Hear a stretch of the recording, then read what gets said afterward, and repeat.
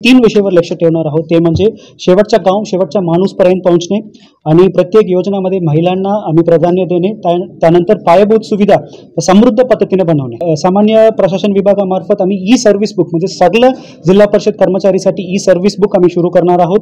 समृद्ध शाळा आम्ही तयार करणार आहोत.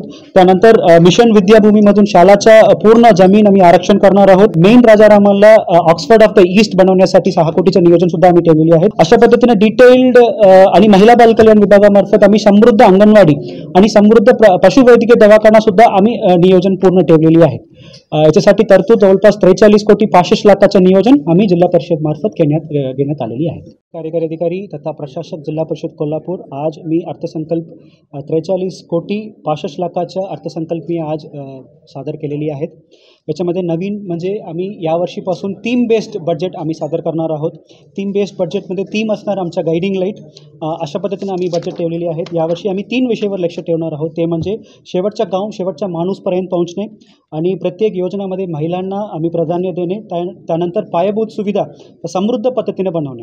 हे 3 करण्यासाठी आम्ही ठेवलेली आहे थीम या वर्षासाठी सर्वसमावेशक, सशक्त आणि समृद्ध कोल्हापूर ह्या थीम बेसमध्ये आम्ही करणार आहोत. आणि याच्यामध्ये 24-25 मध्ये आम्ही वेगळ्या नवीन पद्धतीनं आम्ही केलं होतं डिपार्टमेंट निहाय. पण थोडक्यात सांगायचं म्हणजे 25-26 मध्ये डिपार्टमेंट निहाय मी तुला थोडक्यात काय नवीनपूर्व उपाययोजना केलेली आहे ते सांगतो. सामान्य प्रशासन विभागामार्फत आम्ही ई सर्व्हिस बुक म्हणजे सगळं जिल्हा परिषद कर्मचारीसाठी ई सर्व्हिस बुक आम्ही सुरू करणार आहोत. त्यानंतर शिक्षण विभागाच्या थोडक्यात सांगायचं म्हणजे आम्ही समृद्ध शाळा आम्ही तयार करणार आहोत. त्यानंतर मिशन विद्याभूमीमधून शाळाच्या पूर्ण जमीन आम्ही आरक्षण करणार आहोत. त्यानंतर मेन राजारामला ऑक्सफर्ड ऑफ द ईस्ट बनवण्यासाठी 6 कोटीचे नियोजन सुद्धा आम्ही ठेवलेली आहेत. मिशन विद्याकिरणमध्ये 1958 शाळा पूर्ण सोलार करण्यासाठी सुद्धा आम्ही प्लॅन केलेली आहेत. त्यानंतर आरोग्य विभागामार्फत आम्ही समृद्ध PHCचे कॉन्सेप्ट आम्ही DPTCमध्ये मांडलं होतं, ते सुद्धा आम्ही करणार आहोत.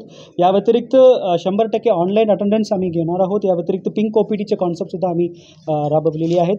या व्यतिरिक्त पशुसंवर्धन विभागामार्फत आम्ही 25-26 पासून सेक्स सॉर्टेड सिमेंट इंट्रोड्यूस आम्ही करणार आहोत.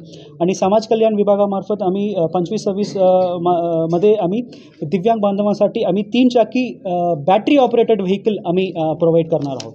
अशा पद्धतीने डिटेल्ड आणि महिला बाल कल्याण विभागामार्फत आम्ही समृद्ध अंगणवाडी आणि समृद्ध पशुवैद्यकीय दवाखाना सुद्धा आम्ही नियोजन पूर्ण ठेवलेली आहे. याच्यासाठी तरतूद जवळपास 43 कोटी 65 लाखाचं नियोजन आम्ही जिल्हा परिषद मार्फत घेण्यात आलेली आहे. धन्यवाद.